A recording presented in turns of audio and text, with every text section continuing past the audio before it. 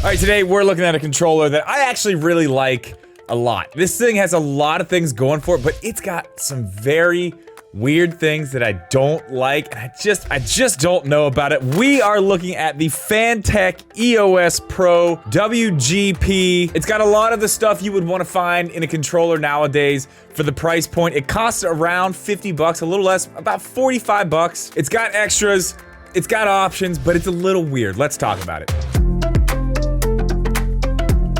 What's up, guys? Welcome back, or welcome in for the first time. Do me a favor, jump down to the description of this video. Down there, you're gonna find a link to my Twitch. We are just now starting a playthrough of Twilight Princess over there. Join us there. Also, there's a link to our podcast channel. Make sure you check that out. And on your way back up, make sure you subscribe to this channel. A lot of people think they are, but they're not. Let's jump into this. This controller comes in 4 different colors, and they are very interesting colors. This is the one I chose. They emailed me. They asked me if I wanted to check this thing out.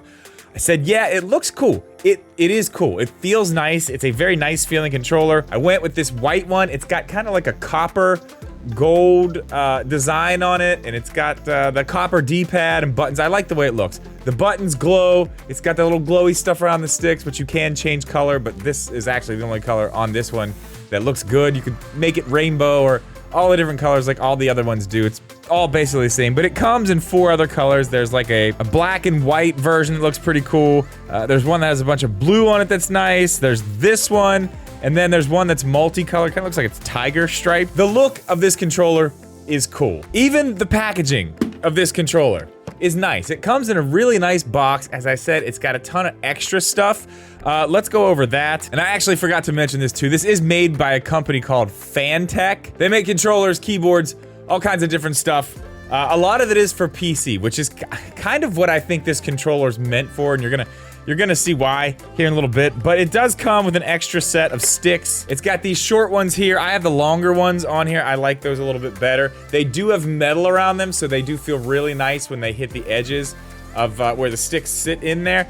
They are Hall effect sticks, so you're not gonna have to worry about drift. Again, you know, we're off to a good start here. It's got 3 different D-pads. It's got the copper one that I showed you earlier.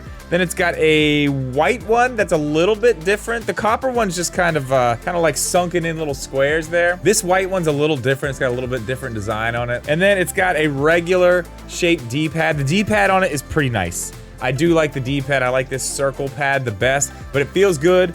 It's smooth. No problems there at all. It's got all the buttons you would expect. It does have a turbo button. It's got rumble. It also comes with this 2.4 gigahertz dongle, if I can get it out of the box. It comes with this as well, so you can hook this up 3 ways. You can use it Bluetooth, just by connecting it to the Switch or PC. You can do the 2.4 gigahertz dongle, or you can connect it with a wire, and it does become a wired controller. It's not just charging, it is actually wired. So if you're really worried about the lag from Bluetooth, you can do it that way. The finish on it is very nice. I do love the way it feels. It's got the grippy little texture on the back. The front is matte, so there's no fingerprints on it really whatsoever. It is a very, very well-built controller. I like the way it feels. The rumble is fine. It's adjustable. Again, everything on this is adjustable, just like most controllers we see now with the lights and the rumble settings. It's got all that stuff. Now, if you look on the back here, it's got a couple other things going on the back that I like. It does have trigger stops, so you can pull these out and you can have the long throw if you want, but if you want it to be shorter, if you're playing first-person shooter or something, you can click that over and it's a much shorter throw. They feel nice. They just feel like regular trigger buttons. The shoulder buttons are clicky. They don't really feel like mouse buttons, they just kind of sound that way. They feel fine. There's nothing wrong with any of the buttons. All the face buttons feel good, but there is a problem with the buttons. We're gonna get there. I did want to show you this. It does have 2 buttons on the back, programmable buttons here. And for me, these are probably some of the best programmable buttons because they're way out of the way. You don't touch these. They're inside. They're on the flat part of the controller right here, which is not normally where buttons like that are. If you look at something like the 8-Bit Do Ultimate here, you can see they are really right there under your fingers. And that's kind of the point of these. I don't really use them, so I think these are placed perfectly. If you're somebody who does use them, they are out a little bit. You do have to stretch out to actually get there and touch them. I think it's perfect, but people who actually use them probably won't think that's perfect. You can switch it on the back here from the Switch, Android, Apple, or Windows. It works for all those. And that's kind of where I want to go with this and talk about the very weird stuff about this controller. Fantech reached out to me to check this controller out. In my mind, at that point, I'm thinking, okay, this is clearly a controller made for the Switch. I looked into what they call it. It's actually called a multi-platform controller, which a lot of Switch controllers are. But the difference is, most of the controllers that are multi-platform for the Switch have the button configuration for the Switch. This one is not like that. This is set up like Xbox or PC. The B button is over here, the A button down here, X here, Y here, which is backwards on all Nintendo stuff. If you can look at something like this. Again, I have this sitting here, the 8-Bit Do Ultimate. It's got the A button in the right place. This is set up for Nintendo. This is not.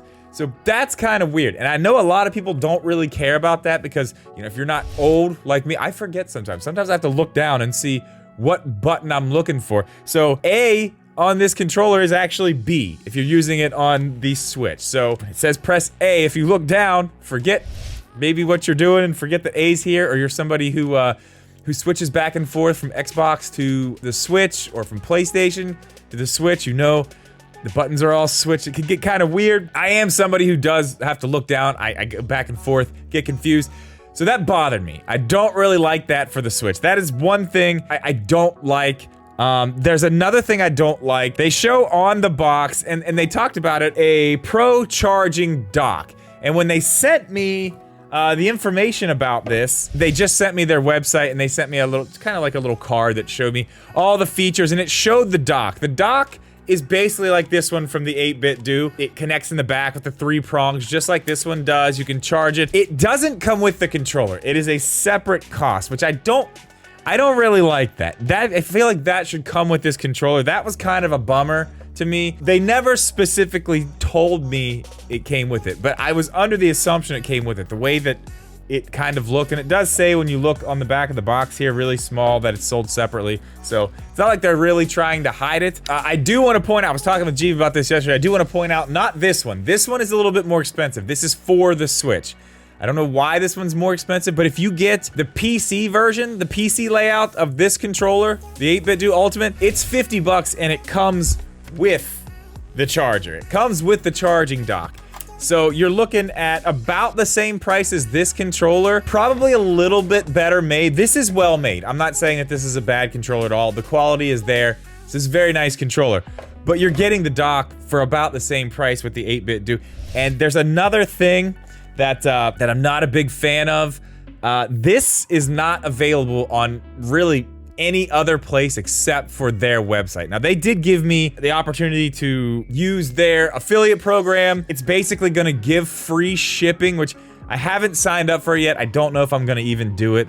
I'm going to put a link to this either way. I'll probably do it just in case you want to get the free shipping. You can only buy it from their website. So while it's not a massive thing, it does kind of, I kind of don't like it that you can't just go on Amazon and get it. And if there's a problem with it, you know, you can just return it. You know, returning things to Amazon is so much easier than returning things anywhere else. If you're going directly through the website and you do get this controller and there is a problem, it's gonna be a pain to get the one that's messed up back to them and a new one coming. It's just a lot of stuff that I really wouldn't want to have to deal with. If you don't care about that and you're not worried about it, then no big deal. I'll have a link to this down there. But those are kind of the things that I like about this. These are kind of the things that I don't. I just feel like maybe a little bit better and easier options that come with more things, especially if you don't care about the button layout. So I would say the Fantech EOS Pro WGP 15 is a decent option if you're okay with all the stuff that I just talked about, but I do think there are better ones out there that I would probably recommend more. Let me know if you have any questions about this controller or anything else I've talked about in this video down in the comments below. As always, guys, thank you so much for watching this video. Please leave a like, make sure you are subscribed. We'll see you in the next one.